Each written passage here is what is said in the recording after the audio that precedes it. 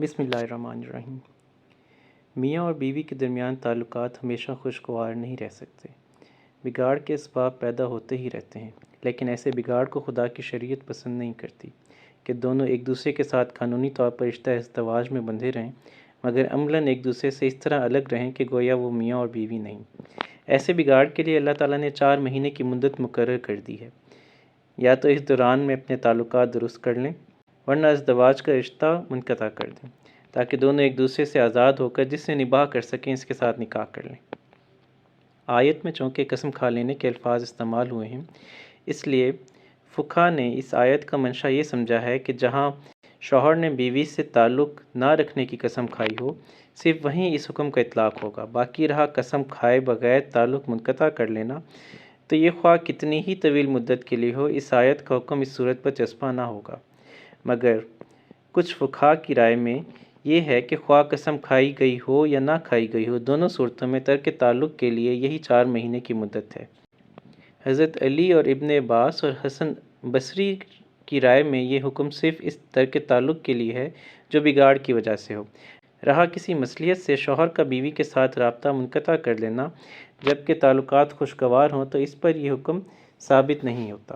لیکن دوسرے فقہا کی رائے میں ہر وہ حلف جو شوہر اور بیوی کے درمیان رابطے کو منقطع کر دے اعلاء کہلاتا ہے، اور اسے 4 مہینے سے زیادہ قائم نہ رہنا چاہیے، خواہ ناراضگی سے ہو یا رضامندی سے۔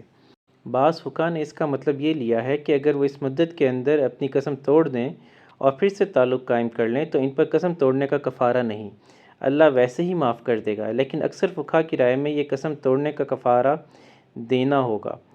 غفور الرحیم کہنے کا مطلب یہ نہیں کہ کفارہ سے تمہیں معاف کر دیا گیا، بلکہ اس کا مطلب یہ ہے کہ اللہ تمہارے کفارے کو قبول کر لے گا اور ترک تعلق کے دوران جو زیادتی دونوں نے ایک دوسرے کے ساتھ کی ہو اسے معاف کیا جائے گا۔